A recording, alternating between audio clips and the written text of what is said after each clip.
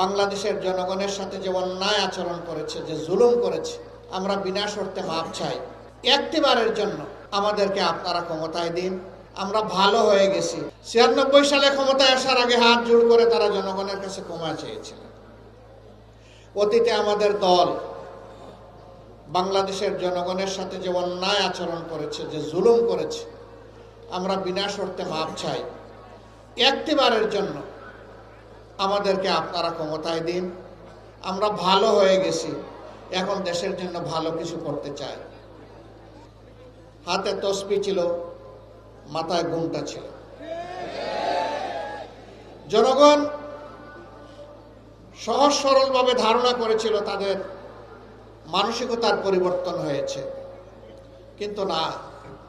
যখনই তারা মসনদে বসলেন, তারা আপন রূপে আত্মপ্রকাশ করলেন। আপনাদের মনে থাকার কথা, তৎকালীন প্রধানমন্ত্রী চট্টগ্রামে গিয়ে বলেছিলেন, চট্টগ্রামের নেতাদেরকে তিরস্কার করে, একটা হত্যাকাণ্ডের ঘটনাকে কেন্দ্র করে, তোমরা কি হাতে চুড়ি পরে বসে আছো?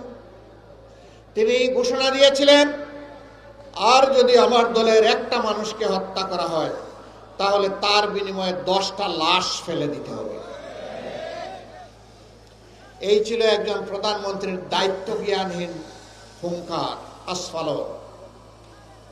তারা তাই করেছিলেন।